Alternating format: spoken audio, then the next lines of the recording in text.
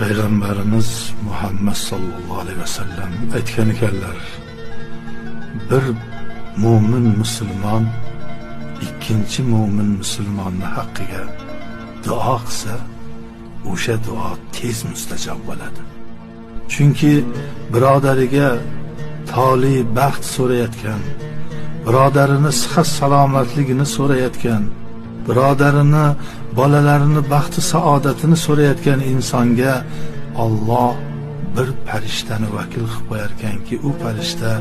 senga ham Alloh shuni bersin, seni ham Alloh taningni sog' qilsin, seni ham Alloh baxtli saodatli qilsin deb farishta u duo qilayotgan insonni haqqiga duo qilar ekan. Yana sarvar olam aytyaptilar,